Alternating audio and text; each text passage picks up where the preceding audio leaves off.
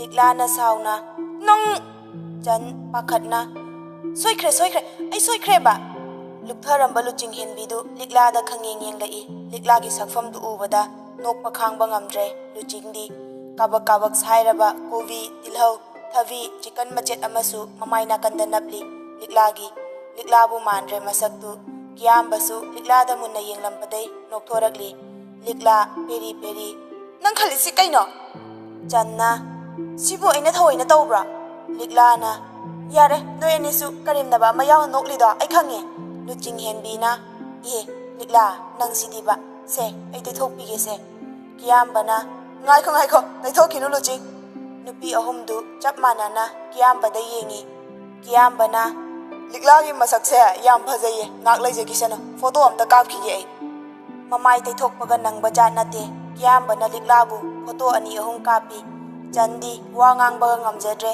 liklada pakhatna yengli kiyambaga luchingadu nokpa khangbada ware likladu sauna liklana yolo aibu yolo noi hum changdana aibu karim nawo luching henbina yare he soibabu kaina ai te thokpige chananga somda chalo likla sida la halo lawo likla chan haugatuna liklagi manakta lepli liklasu chanda faina yenglamlaga luchingi manakta famli luchingna nakandagi tissue paper du lamduna liklagi mamaidu taithokpiri liklana mahapapigi angangse asi angangse channa nangi sauraga aibu angang ni habadu tawno pungdane nangna halise liklana namaidu da tharaura nang kiyambana yare he namaidu kaida noinima yumda sumangda funado ai video nambige luching henbidu kiyambada yam hautaba miteng ama yenglai wadi ngangde luching henbina liklana ariba nangi sumatam lakhini yengo kiyambana aingondaga hekta onchile mi tawruse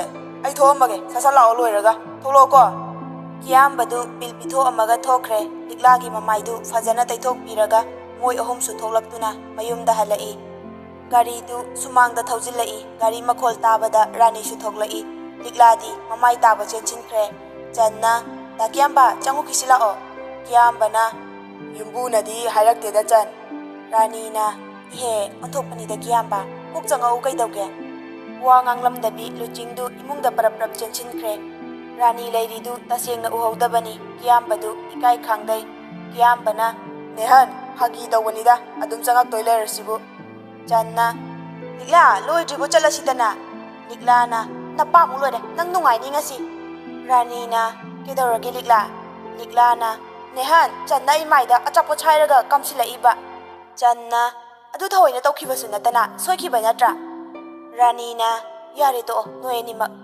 liklana nokpa khangba ngamdradi nangonda kanana no haige Channa adu da kiyambana haiba loidringai changi makhut chingduna liklana chan thenge jasila kiyambadu pakhatlamabani chanda faina yengduna liklada michi khachili kiyambana lambida mu phuna leramni ko Channa phunaroi ichile naw nungsina khrajani kiyambana ado noi ani ki phone number piramo ani dusu number piram laga chatkre kiyambadu rani da onchila aga nehan tang kun mari du aigi birthday ne akhoi da chakcha do ni ko moi ahum loba lakto ne yaroi harakpa yaroi ko rani na yana haibabu kari yaroi doino ne kiyambana adu neba ado ngai ko ne rani na kedaure amo kiyambadu gari dagi khaw ma puthorai angangba machugi frit ama lei machugi awawa salama kiyambana se sina nehangi sina luchingi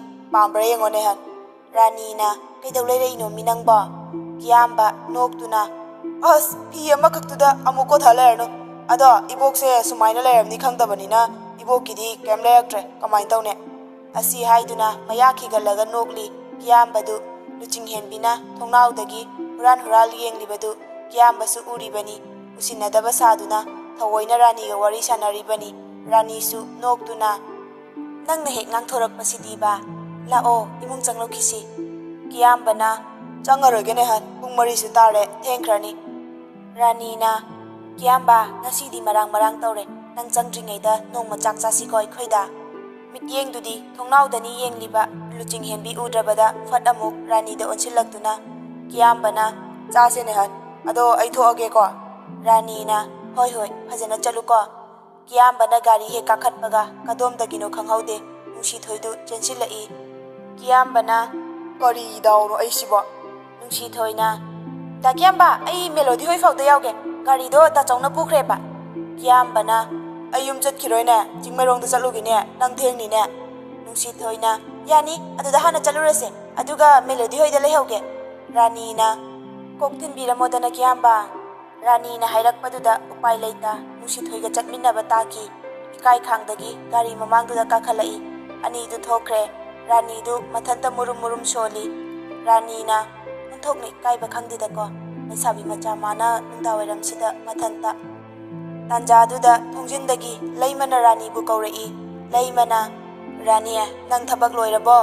ꯔꯥꯅꯤꯅ ꯂꯣꯏꯔꯦ ꯏꯃꯥ꯫ ꯂꯩꯃꯅ ꯁꯪꯒꯣꯝ ꯁꯨꯝꯕ ꯂꯥꯛꯇ꯭ꯔꯤꯉꯩꯗ ꯁꯟꯊꯤꯁꯤ ꯑꯝꯇ ꯂꯧꯊꯣꯛꯎꯁꯤꯔ ꯏꯕꯥꯅꯤ꯫ ꯔꯥꯅꯤꯗꯨ ꯃꯣꯃꯣꯅꯣꯛꯅ ꯏꯃꯥ ꯍꯌꯦꯡꯈꯩꯗꯤ ꯃꯤ ꯍꯥꯏꯔꯨꯔꯅꯨ, ꯁꯟꯒꯤ ꯁꯦꯕꯥꯗꯣ ꯑꯩ ꯇꯧꯔꯒꯦ꯫ ꯂꯩꯃꯗꯨ ꯃꯆꯥꯅꯨꯄꯤꯗ ꯅꯨꯡꯁꯤꯅ ꯌꯦꯡꯗꯨꯅ ꯂꯩꯃꯅ ꯅꯪ ꯏꯃꯥꯕꯨ ꯉꯥꯛꯄꯤꯌꯨꯀꯣ ꯔꯥꯅꯤ, ꯅꯃꯥ ꯑꯩꯅ ꯐꯠꯂꯨꯗꯕꯅ ꯏꯆꯥꯕꯨ ꯀꯌꯥꯗ ꯋꯥꯍꯜꯂꯤꯕ, ꯑꯩꯁꯦ ꯑꯐꯕꯤ ꯃꯃꯥꯗꯤ ꯅꯠꯇꯤꯌꯦ꯫ ꯔꯥꯅꯤꯅ ꯏꯃꯥ ꯇꯣꯛꯑꯁꯤꯗ, ꯍꯧꯈꯤꯕ ꯋꯥꯔꯤꯕꯨ ꯁꯨꯝ ꯅꯤꯡꯁꯤꯡꯗꯨꯅ ꯂꯩꯔꯗꯤ ꯑꯋꯥꯕꯅ ꯍꯦꯜꯂꯛꯑꯅꯤ, ꯑꯩ ꯀꯩꯝꯇ ꯈꯟꯗ꯭ꯔꯦ ꯏꯃꯥ꯫ ꯂꯩꯃꯅ ꯍꯅꯨꯔꯕ ꯁꯤꯔꯝꯗꯥꯏ ꯌꯧꯔꯕꯁꯤ ꯐꯥꯎꯕ ꯏꯃꯧꯒꯤ ꯁꯦꯕꯥ ꯐꯪꯗ꯭ꯔꯕꯅꯦ ꯑꯩꯅꯗꯤ ꯏꯃꯧ ꯑꯃꯠꯇꯅꯤ ꯈꯟꯗꯨꯅ ꯄꯣꯛꯆꯕ ꯏꯆꯥ ꯅꯤꯡꯉꯣꯜꯗꯒꯤꯁꯨ ꯍꯦꯟꯅ ꯂꯨꯅ ꯇꯧꯔꯨꯕꯒꯤ ꯃꯍꯩꯅꯤ ꯑꯩꯅ ꯐꯪꯂꯤꯕ꯫ ꯆꯥꯛ ꯆꯥꯕꯗꯤ ꯂꯥꯏꯔꯗꯅ ꯆꯥ ꯒꯤꯂꯥꯁ ꯑꯃ ꯐꯥꯎꯕ ꯄꯤꯊꯛꯅꯤꯡꯗꯕ ꯏꯆꯥ ꯅꯨꯄꯥꯁꯨ ꯐꯠꯇꯦ, ꯃꯥꯅ ꯊꯣꯛꯍꯟꯕ ꯉꯥꯛꯇꯅꯤ꯫ ꯔꯥꯅꯤꯅ ꯑꯁ ꯇꯣꯛꯑꯁꯦ ꯏꯃꯥ, ꯂꯩꯀꯥꯏ ꯇꯥꯔꯒ ꯐꯖꯗꯦ, ꯂꯥꯛꯑꯣ ꯆꯪꯉꯁꯦ, ꯁꯪꯒꯣꯝ ꯁꯨꯝꯕꯁꯨ ꯂꯥꯛꯑꯅꯤ꯫ ꯂꯩꯃꯅ ꯉꯁꯤꯗꯒꯤ ꯆꯥꯛꯇꯣ ꯆꯥꯛꯈꯨꯝꯗ ꯄꯨꯂꯞ ꯊꯣꯡꯉꯣ, ꯅꯪꯒꯤ ꯀꯥꯗꯣ ꯂꯨꯆꯤꯡ ꯂꯩꯍꯜꯂꯨ, ꯅꯪꯅ ꯑꯋꯥꯡꯂꯣꯝꯁꯤꯗ ꯂꯩꯔꯣ꯫ ꯔꯥꯅꯤꯅ ꯇꯨꯝꯕꯒꯤꯗꯤ ꯄꯨꯂꯞ ꯇꯨꯝꯕ ꯌꯥꯅꯤꯌꯦ ꯏꯃꯥ꯫ ꯂꯩꯃꯅ ꯑꯉꯥꯡꯁꯦ ꯂꯩꯁꯥꯕꯤ ꯐꯥꯔꯕꯅꯤ, ꯂꯥꯏꯔꯤꯛ ꯂꯥꯏꯁꯨ ꯇꯧꯕꯗ ꯃꯐꯝ ꯃꯔꯥꯡ ꯈꯪꯂꯣꯏ꯫ ꯂꯩꯃꯗꯨ ꯃꯁꯨ ꯅꯨꯄꯤꯕꯨ ꯀꯧꯔꯛꯏ꯫ ꯂꯩꯃꯅ ꯅꯪ ꯆꯥꯛ ꯊꯣꯡꯒꯠꯂꯛꯑꯣ, ꯃꯅꯤꯡꯒꯤ ꯆꯥꯛꯈꯨꯝꯗ ꯄꯨꯂꯞ ꯊꯣꯡꯉꯨ ꯂꯥꯛꯑꯣ꯫ ꯂꯨꯆꯤꯡ ꯍꯦꯟꯕꯤꯗꯨ ꯍꯔꯥꯎꯅ ꯃꯃꯥꯗ ꯌꯦꯡꯉꯤ꯫ ꯔꯥꯅꯤꯅ ꯆꯠꯂꯣ ꯅꯕꯣꯛꯀꯤ ꯆꯥꯛꯈꯨꯝꯗ ꯊꯣꯡꯉꯨꯔꯣ, ꯁꯤ ꯀꯤꯌꯥꯝꯕꯅ ꯄꯤꯔꯝꯕꯅꯤ, ꯅꯪꯒꯤ ꯐꯨꯔꯤꯠꯁꯨ ꯌꯥꯎꯕꯅꯤ, ꯏꯃꯥ ꯁꯪꯒꯣꯟ ꯆꯪꯒꯦ꯫ ꯂꯩꯃꯒ ꯔꯥꯅꯤꯒꯗꯨ ꯁꯪꯒꯣꯟꯗ ꯆꯪꯈ꯭ꯔꯦ꯫ ꯂꯨꯆꯤꯡ ꯍꯦꯟꯕꯤꯗꯨ ꯀꯤꯌꯥꯝꯕꯅ ꯉꯁꯥꯏ ꯍꯥꯏꯈ꯭ꯔꯤꯗꯨꯒꯤ ꯃꯀꯣꯛꯇꯨ ꯁꯥꯔꯝꯕꯅꯤ, ꯑꯗꯨꯕꯨ ꯃꯕꯣꯛꯀꯤ ꯃꯤꯅꯨꯡꯁꯤꯗꯨꯅ ꯄꯨꯝꯅꯃꯛ ꯀꯥꯎꯈ꯭ꯔꯦ꯫ ꯃꯣꯏꯒꯤ ꯀꯥꯗ ꯐꯨꯔꯤꯠ ꯐꯤ ꯊꯝꯂꯝꯗꯨꯅ ꯍꯔꯥꯎꯅ ꯆꯥꯛꯈꯨꯝꯗ ꯆꯥꯛ ꯊꯣꯡꯕ ꯆꯪꯈꯤ꯫ ꯁꯣꯝꯗꯅ ꯀꯤꯌꯥꯝꯕꯗꯨ ꯃꯊꯥ ꯁꯥꯅ ꯆꯤꯡꯃꯩꯔꯣꯡꯂꯣꯝꯗ ꯒꯥꯔꯤ ꯊꯧꯔꯤ꯫ ꯀꯔꯤ ꯇꯧꯕ ꯆꯠꯂꯤꯅꯣꯁꯨ ꯃꯁꯥꯅ ꯈꯪꯖꯗꯦ, ꯅꯨꯡꯁꯤꯊꯣꯏꯗ ꯍꯥꯏꯗꯣꯛꯂꯨꯕꯒꯤ ꯎꯄꯥꯏ ꯂꯩꯇꯅ ꯆꯠꯂꯤꯕꯅꯤ꯫ ꯇꯧꯐꯝ ꯈꯪꯗꯅ ꯊꯧꯔꯤꯉꯩ ꯇꯦꯗꯤ ꯕꯤꯌꯥꯔ ꯌꯣꯟꯕ ꯗꯨꯀꯥꯟ ꯃꯃꯥꯡꯗꯨꯗ ꯈꯥꯝꯃꯤ, ꯑꯗꯨꯒ ꯀꯨꯝꯊꯩ꯫ ꯅꯨꯡꯁꯤꯊꯣꯏꯅ ꯀꯩ ꯂꯩꯗꯣꯏꯅꯣ ꯗꯥ ꯀꯤꯌꯥꯝꯕ, ꯑꯩꯁꯨ ꯀꯨꯝꯃꯛꯀꯦ꯫ ꯀꯤꯌꯥꯝꯕꯅ ꯉꯥꯛꯇꯪ ꯂꯩꯔꯝꯃꯣ, ꯀꯨꯏꯔꯣꯏ, ꯄꯣꯠ ꯑꯝꯇ ꯂꯧꯔꯛꯀꯦ꯫ ꯅꯨꯡꯁꯤꯊꯣꯏꯗꯤ ꯏ ꯀꯥꯅ ꯂꯩꯍꯧꯔꯤ꯫ ꯃꯤꯅꯤꯠ 5ꯃꯨꯛ ꯂꯩꯕꯒ ꯇꯦꯗꯤ ꯕꯤꯌꯥꯔ ꯑꯆꯧꯕ 2 ꯀꯣꯟꯗꯨꯅ ꯊꯣꯛꯂꯛꯏ꯫ ꯅꯨꯡꯁꯤꯊꯣꯏꯗꯤ ꯃꯣꯃꯣꯟ ꯅꯣꯛꯂꯤ꯫ ꯃꯅꯤꯡꯗꯨꯗ ꯍꯥꯞꯆꯤꯟꯗꯨꯅ ꯒꯥꯔꯤꯗꯨ ꯑꯃꯨꯛ ꯊꯧꯕ ꯍꯧꯏ꯫ ꯃꯤꯅꯨ ꯊꯣꯡꯂꯣꯝꯗ ꯂꯥꯛꯏ꯫ ꯅꯨꯡꯁꯤꯊꯣꯏ ꯄꯥꯈꯠꯅ ꯗꯥ ꯀꯤꯌꯥꯝꯕ ꯊꯣꯡ ꯂꯥꯟꯒꯨꯝꯁꯤꯗ꯫ ꯀꯤꯌꯥꯝꯕꯅ ꯊꯣꯡꯁꯦ ꯂꯥꯟꯊꯣꯛꯑꯒ ꯌꯨꯝ ꯌꯧꯔꯕꯅꯦ꯫ ꯅꯨꯡꯁꯤꯊꯣꯏꯅ ꯑꯗꯣ ꯈꯨꯃꯟ ꯃꯅꯤꯡꯁꯤꯗ ꯑꯣꯏꯅ ꯊꯧꯔꯣ꯫ ꯀꯤꯌꯥꯝꯕꯅ ꯄꯨꯡ 5 ꯇꯥꯗꯣꯔꯦ, ꯂꯝꯕꯤ ꯀꯣꯏꯔꯗꯤ ꯊꯦꯡꯉꯅꯤ꯫ ꯅꯨꯡꯁꯤꯊꯣꯏꯅ ꯑꯗꯣ ꯃꯤꯅꯤꯠ 10 ꯃꯉꯥꯏ ꯍꯥꯏꯕ꯫ ꯀꯤꯌꯥꯝꯕꯗꯨ ꯋꯥ ꯉꯥꯡꯗꯕꯤ ꯊꯣꯡ ꯂꯥꯟꯊꯣꯔꯛꯇꯨꯅ ꯃꯌꯨꯝ ꯇꯥꯟꯅ ꯊꯧꯔꯛꯏ꯫ ꯃꯦꯂꯣꯗꯤ ꯍꯣꯏꯒꯤ ꯊꯣꯡꯒꯥꯜꯗ ꯒꯥꯔꯤꯗꯨ ꯈꯥꯝꯃꯤ꯫ ꯅꯨꯡꯁꯤꯊꯣꯏꯁꯨ ꯀꯨꯝꯗꯦ, ꯑꯗꯨꯝ ꯐꯝꯗꯨꯅ ꯂꯩ꯫ ꯀꯤꯌꯥꯝꯕꯗꯤ ꯁꯥꯎꯅꯤꯡꯕꯅ ꯂꯣꯏꯔꯕꯅꯤ꯫ ꯑꯁꯥꯎꯕ ꯄꯨꯝꯅꯃꯛ ꯐꯥꯊꯗꯨꯅ ꯀꯤꯌꯥꯝꯕꯅ ꯀꯨꯝꯃꯣꯗꯅ ꯀꯩꯗꯧꯔꯦ? ꯅꯨꯡꯁꯤꯊꯣꯏꯅ ꯇꯦꯗꯤ ꯕꯤꯌꯔꯁꯤ ꯀꯅꯥꯒꯤꯅꯣ?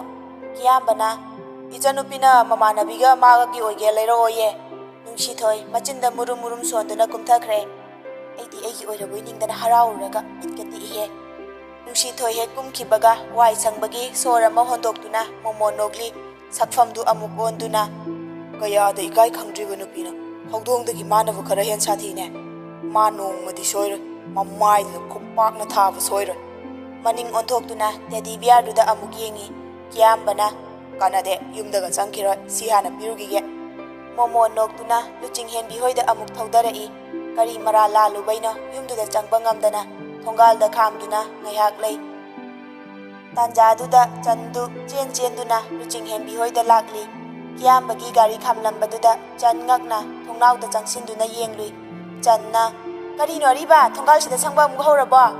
ꯀꯤꯌꯥꯝꯕꯅ ꯀꯔꯤ ꯋꯥꯉꯥꯡ ꯁꯉꯥꯡꯅꯣ ꯈꯪꯗꯦ, ꯑꯉꯥꯡꯅꯦꯗꯅ꯫ ꯆꯟꯅ Wangangi wa nathine nungdang wairamsida kaidorino thongalsida amo. Kiyambana amta kauthokpirakera. Chansu laknarage matagum. Chethoiro. Kiyambana namai thugairo nangasi. Channa nasaktuga chahi mataduga anganga su pam sarine. Nasagi lenga koigidi haidraga anganga lumbaga sari. Nara lalabanina sangbasu ngamnamlaroine. Nungsi haiba khuaina marol ama chonglam chadabane. Kauthorake leramo hanuba. Kiyambana wa ngangbagi matamga pidagai mana thokpa nganglamlaga changkhre. Chandu Kiyamba ikana chanda yengduna lehauri. Kiyambana kayada ngamliba angangnu yengune. Luna tawredanabu asumaina hekta haiba ngameba ingonda. Hoida adubudi moina angang oirsu mamanabi nungsirugai angangi khontini aina charibasi. Asi haiduna machindu haifet chinglaga nogli. Tanjaduda luching henbidu mathanta thongalda thoglai. Luching ubada Kiyambagi mihulgi khongjelsu kankhalai. Aduga masadu normal oina kumtharai. Luchingna daba kaino imung sangakedi haidraga thongal sida huran badawna. Luchingda munna yenglamlaga maningdagi tedi biaru lawthoktuna luching henbigi manak nakna changchilai. Luching henbidu pakhatna Kiyambada yengli. Kiyambasu luchingda munna yengduna luchingi makhutna mating thokhanduna tedi biaru kolhalli. Kiyambana huran balak babu mapuda kadra na thamoi machada fukke tawbane angang onmanbaduda lumbi baiwane. Asi hairamlaga gari da kaduna luchingda mitti khachilamlaga thauduna chatkre. Luching ngaihak tarang chatna lepli channa kaurasu tabiba nate nakong mayada channa khanglaw lawsilli. Luching luchingna khanghe karino dukana lawridubo. Channa thamoi ayona base sumain tawnabra haise. Luchingna daba se ngaura jalo chan. Channa ngaura bane noi daba se. Luching nokfet tawna daba se irang yam tawe aya ngangoi ri khangna mana tawrisi karina ai kok yam ngawe da chan. Channa o thamoi leina na drise ai da ngaira male. Luchingna nangsu nangbu nungsibiba nupa leiramnida. Channa nokfet luching henbi ngakna e surdana ka kawi ngasidi. Chan ikaina kinom haigena. Luching hena ngakna channa ai noida yaisi oina nungsinazarage luching. Luching chanda munna yengi. Chansu haikhe haidokloraga ikairakduna nanthakibadai nongkhalaktre. Luchingdu nokfet tawna changi mananganda pop thaduna luching henbina nasana hajaw ai yaholakanu nasana sayanaradi inama oithoke. Chandu haikhe haidokluraga tasengna ikairabani. Luching henbigi matawduda hagi tathoi. Channa hagi tawbani bema noi nachega noi mamaga noi dachawga moihum ubadane noi dayai pamdre. Asi haiduna chandu gam chatli.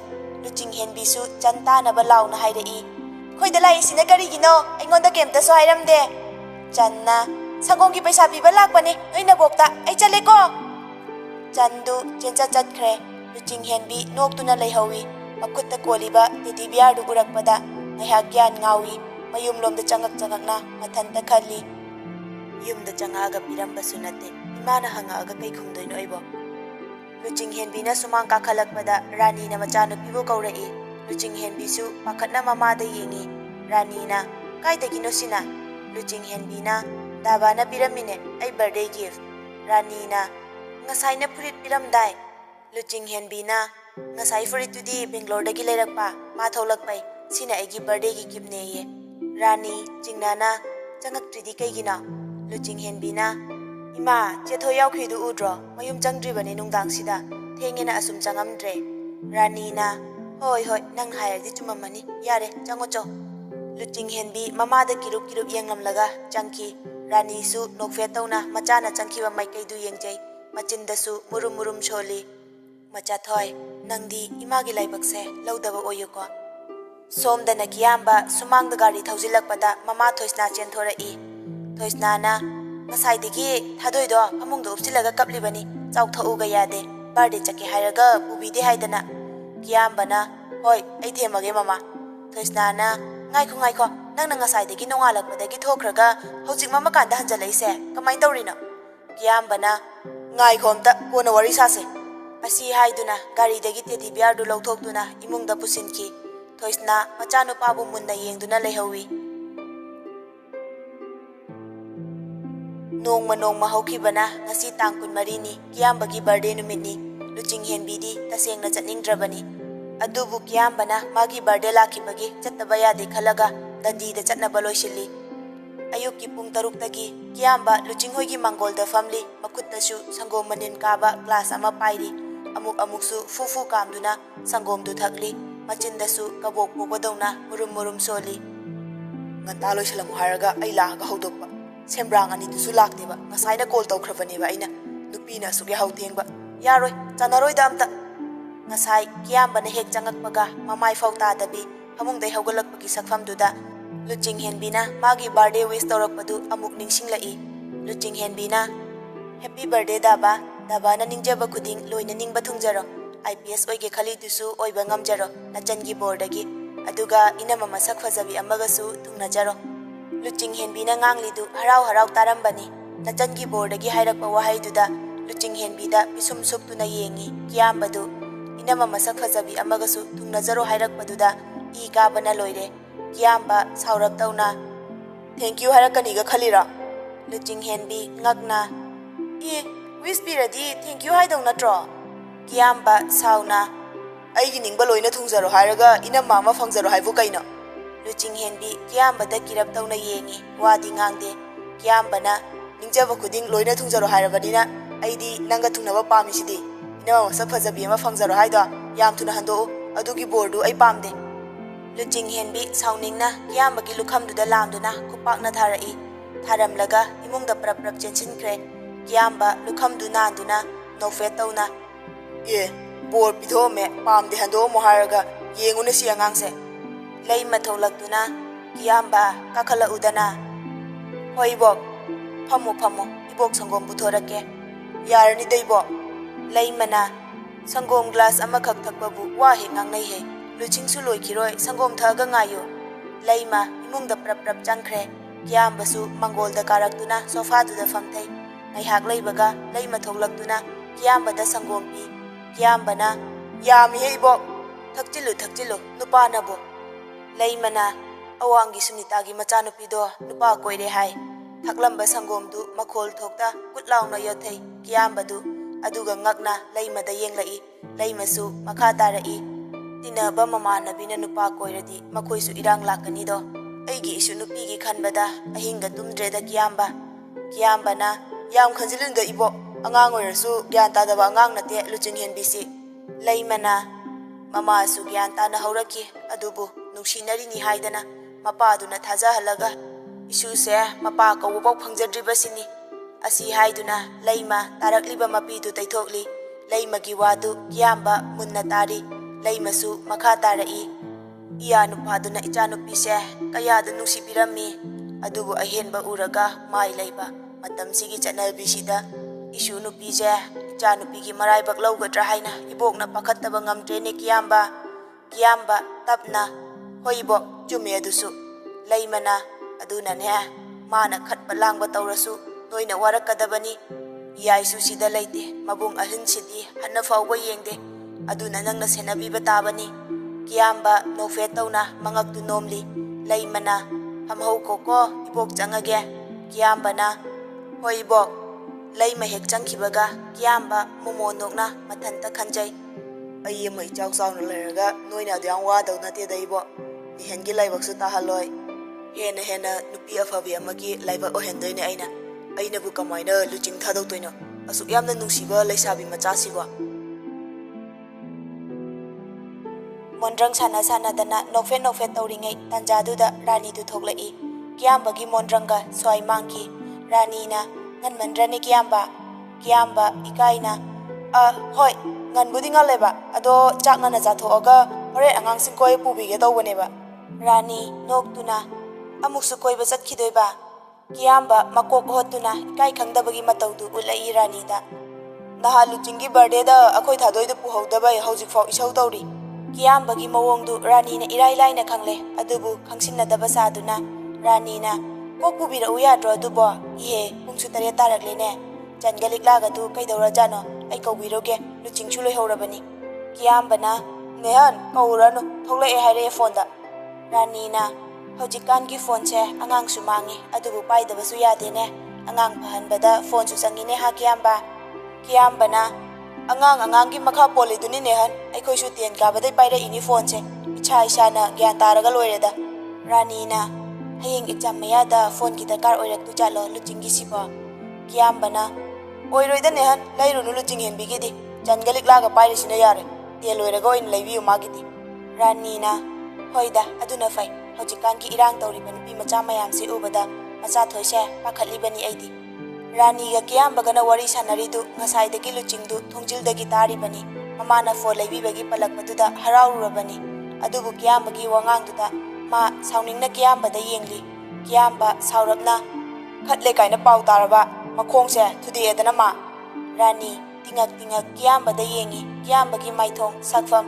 ꯃꯃꯤꯠ ꯆꯣꯏꯊꯣꯛꯇ ꯔꯥꯅꯤꯅ ꯃꯨꯟꯅ ꯌꯦꯡꯉꯤ ꯀꯤꯌꯥꯝꯕꯁꯨ ꯏꯀꯥꯏꯃꯟꯗꯅ ꯂꯨꯞꯊꯈꯤ ꯔꯥꯅꯤ ꯅꯣꯛꯐꯦꯠ ꯇꯧꯅ ꯐꯨꯒꯗꯧꯅꯤ ꯅꯣꯏꯅ ꯐꯨꯗꯅ ꯀꯅꯥꯅ ꯐꯨꯅꯤ ꯈꯠꯂꯦ ꯀꯥꯏꯅ ꯄꯥꯎ ꯇꯥꯔꯕ ꯅꯤꯍꯦꯟꯗꯤ ꯉꯥꯡꯖꯔꯣꯏ ꯅꯪꯒ ꯌꯥꯏꯒ ꯇꯁꯤꯟꯅꯔꯗꯕꯅꯤ ꯅꯣꯏꯅ ꯊꯣꯛꯄ ꯉꯥꯡꯒꯦꯔ ꯆꯩꯒꯦꯔ ꯇꯧꯒꯗꯧꯅꯤ ꯂꯨꯆꯤꯡ ꯍꯦꯟꯕꯤ ꯊꯣꯛꯂꯛꯄꯒꯤ ꯁꯥꯍꯨꯝ ꯐꯪꯕꯗ ꯀꯤꯌꯥꯝꯕ ꯃꯃꯥꯏ ꯅꯣꯟꯈꯠꯂꯛꯏ ꯂꯨꯆꯤꯡꯒꯤ ꯁꯥꯎꯔꯞ ꯇꯧꯕ ꯃꯥꯏꯊꯣꯡꯗꯨ ꯎꯕꯗ ꯀꯤꯌꯥꯝꯕꯅ ꯅꯣꯛꯐꯦꯠ ꯇꯧꯁꯤꯜꯂꯤ ꯂꯨꯆꯤꯡ ꯍꯦꯟꯕꯤꯅ ꯗꯥꯕꯥꯅ ꯈꯠꯂꯗꯤ ꯃꯤ ꯂꯣꯏꯅ ꯈꯠꯅ ꯎꯕꯒꯤ ꯍꯩꯅꯕꯤꯗꯣ ꯊꯥꯗꯣꯛꯑꯣ ꯍꯥꯏꯕ ꯅꯠꯇ꯭ꯔꯣ ꯏꯁꯥꯒꯤ ꯑꯁꯣꯏꯕꯗꯤ ꯎꯅꯗꯦ ꯃꯤꯒꯤ ꯍꯦꯛ ꯌꯦꯡꯁꯤꯜꯂꯗꯅ ꯔꯥꯅꯤꯅ ꯀꯩꯅꯣ ꯃꯆꯥꯊꯣꯏ ꯀꯔꯤ ꯋꯥꯉꯥꯡꯅꯣ ꯅꯕꯨꯡꯗꯕꯣ ꯔꯥꯅꯤꯒꯤ ꯅꯕꯨꯡ ꯍꯥꯏꯔꯛꯄ ꯋꯥꯉꯥꯡꯗꯨꯗ ꯀꯤꯌꯥꯝꯕ ꯃꯇꯤꯟ ꯈꯪꯉꯥ ꯍꯥꯏ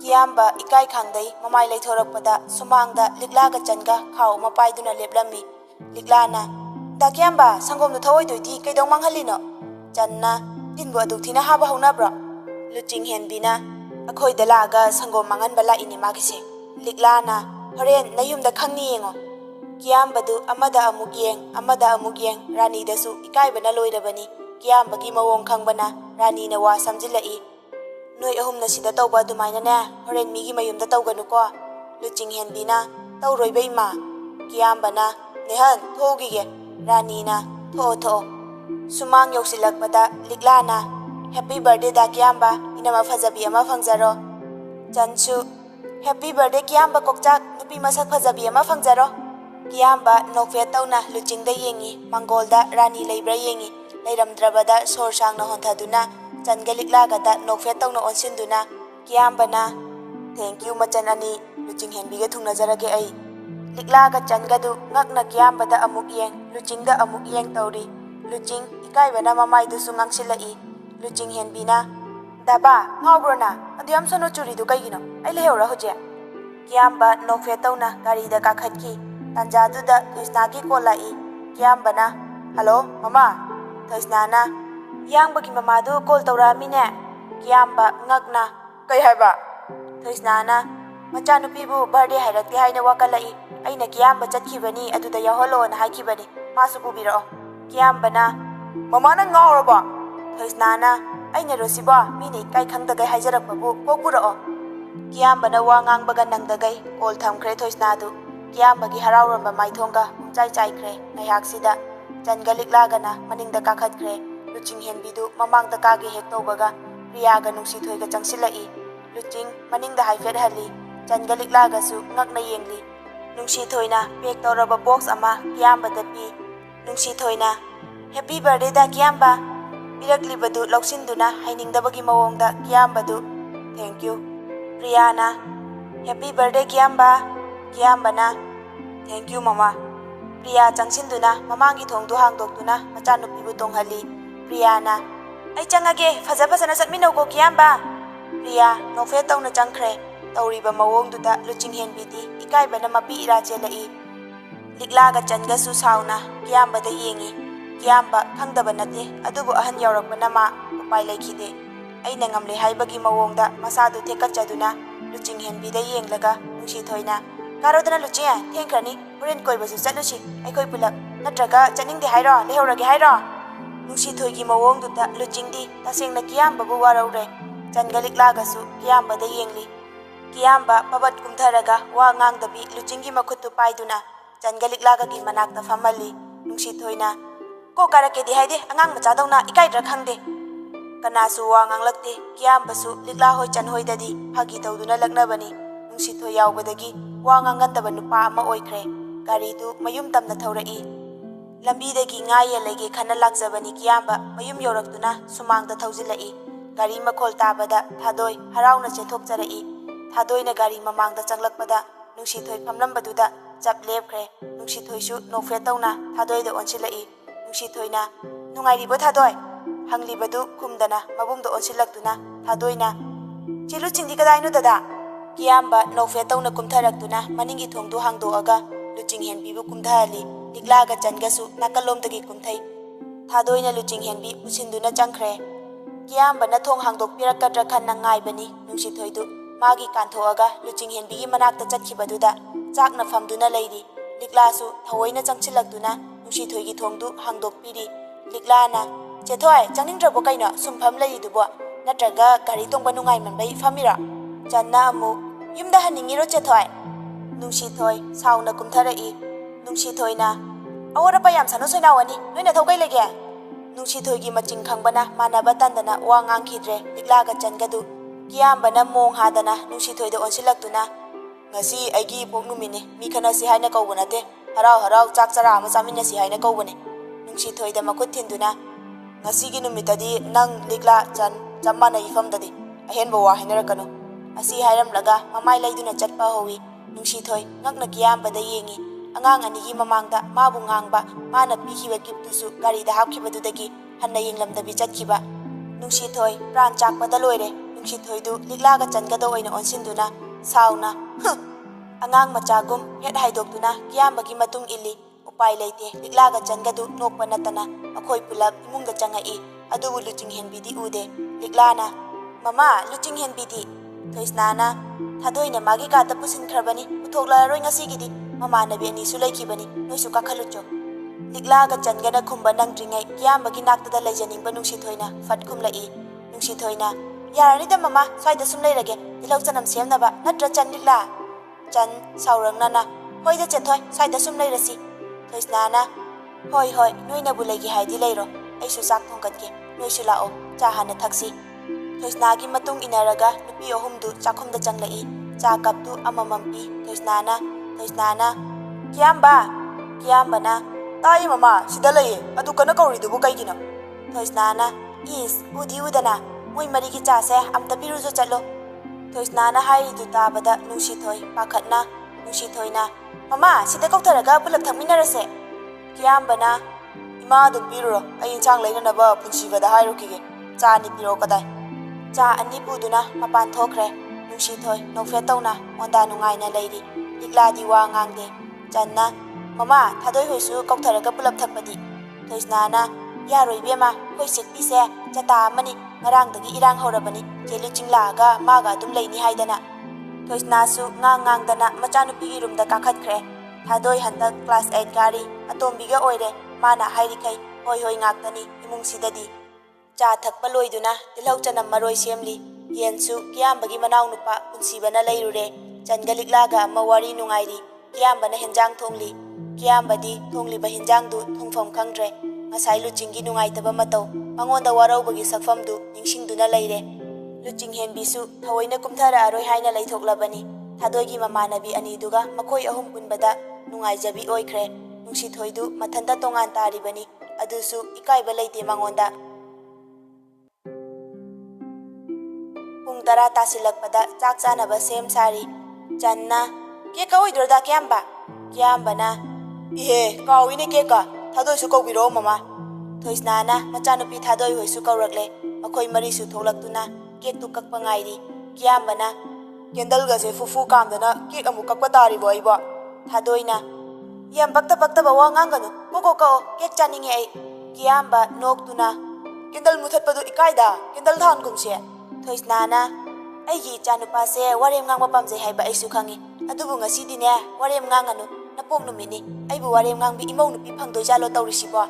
ꯃꯌꯥꯝꯗꯨ ꯋꯥ ꯅꯣꯛꯏ꯫ ꯑꯗꯨꯕꯨ ꯀꯤꯌꯥꯝꯕꯅ ꯂꯨꯆꯤꯡꯗ ꯌꯦꯡꯂꯛꯄꯗ ꯂꯨꯆꯤꯡꯗꯤ ꯅꯣꯛꯇ ꯌꯥꯗꯕꯒꯤ ꯍꯥꯏꯐꯦꯠꯇꯪꯗꯤ ꯅꯣꯛꯂꯛꯄ꯫ ꯀꯦꯛ ꯀꯛꯇꯨꯅ ꯃꯃꯥꯗ ꯍꯥꯟꯅ ꯏꯜꯂꯤ꯫ ꯊꯣꯏꯁꯅꯥꯁꯨ ꯃꯆꯥꯗ ꯏꯜꯂꯝꯂꯒ ꯆꯦꯟꯈ꯭ꯔꯦ ꯆꯥꯛꯈꯨꯝꯗ, ꯆꯥꯛ ꯊꯤꯔꯨꯔꯒꯦ ꯍꯥꯏꯅ꯫ ꯍꯟꯗꯛꯃꯨꯛꯇꯤ ꯀꯅꯥꯗ ꯏꯅꯤ ꯈꯟꯅ ꯀꯦꯛꯇꯨ ꯄꯥꯏꯈꯠꯂꯤ ꯀꯤꯌꯥꯝꯕ꯫ ꯅꯨꯡꯁꯤꯊꯣꯏꯗꯤ ꯃꯉꯣꯟꯗ ꯏꯜꯂꯛꯀꯅꯤ ꯈꯟꯅ ꯃꯣꯃꯣꯟ ꯅꯣꯛꯅ ꯂꯦꯞꯂꯤ꯫ ꯀꯗꯣꯝꯗꯒꯤꯅꯣ ꯈꯪꯍꯧꯗ ꯊꯥꯗꯣꯏꯅ ꯃꯕꯨꯡꯒꯤ ꯃꯈꯨꯠꯇꯨ ꯇꯥ ꯄꯥꯏꯗꯨꯅ ꯂꯨꯆꯤꯡꯒꯤ ꯃꯆꯤꯟꯗ ꯀꯦꯛꯇꯨ ꯏꯟꯁꯤꯟꯍꯜꯂꯤ꯫ Luchingdu Thadoida tingak yenglai. Mayamdusu ngakna Luchingda yengi. Liklaga Changadi Nokfe Tauna Mamitna Ingit Piri. Kiyambasu ngakna Machanda yenglai. Thadoidi Nokfe Tauna Mabungi Makutu Pairi. Umsilamba Machindu Kathokte Luchingsu. Kiyambasu Mamit Kuptana Luchingda yengli. Nungsi Thoidi Asawbagi Sakfamna Fazakraba Mamaidusu Tizille. Luchingda Mamit Khana yengli. Thadoina Je ne katho Khangpre khangna maya kathorei. Kiyambasu sauningna makutta pairamba kektu pulap Luching henbigi mayada namsilli. Machin mayadusu kekna pumtai taire. Kiyambadi wantha nogli. Luching wa nganglamdabi washroom da chensinkre. Noglamba kiyamba nokpa chap lepkre. Thadoina sono chubro dadana mi che Luchingdo fuladi kamai tawne. Kiyambana haipa yam sano angangna kek ingelaw. Punsiba noktuna aiga Luchingase aina barida handaine. Thadoina adu kaidorage damcha aina ilhalini nang khangaroi. Punsiba nokfe tawna hoi aigi janabu hairadi loina yareda. Mathang kek inaduna chak chanaba makoi mapan chakluk mapanda family. Thadoiga Luching henbiga mamanabi aniduga makoi mari pareng ama family. Nungsithoi Kiyamba Likla Chan Punsibasu pareng family. Mamai onsinaduna Thadoina Luchingda matong khanduna hapibadu uraga Nungsithoi hena asawba oirare. Chakto natona Luchingda mamitu khana yengli. Madu pumnamak Changa Liklagadi uribani. Chak chaba toktuna nupisingna kolik loisilli. Loiraduna mayai kada ngayak pothase haiduna family. Nungsithoi Kiyamba kinakanda famjillai. Luchingna Thadoi nang roomda leirasi lao. Leiriba mayamdu Luchingda ngakna yenglai. Thadoina sida dumpham se che. Punsibana doi ko kakhalo wayam ngangna yenangse. Kiyambana sida famba kaidawe haino. Punsibana dada Luchingse masa nungaite adugine. Doi kakhalo noi mari. Kiyamba nungaitana Luchingda yengli. Luching hanna yenglamdana Thadoiga chatki. Nungsithoina wa marak thalai. Da Kiyamba kailamda chatoino koiba. Kiyambana Chan Likla noini kailamda chatninge. Nungsithoidi I kabana loire. Kiyambana mangonda onsinbiraktabasida Changa Liklaga nokfe tawna Nungsithoida hautaba mityeng ama yengli. Channa Luchingdo pangaigi Nepali basti manungda laiba garden machado aduda chatningedi haibane. Kiyambana aduda chalasine adude. Nungsithoidi ngasigi numitsi masadu laidadre. Kiyamba hoigi imung pumnamakna mangondagi Luchingna hena lumna laubasida masadu pendre. Ngaihak laibaga koiba chanaba mangolda mayam langli. Kiyambadi thoklaktri.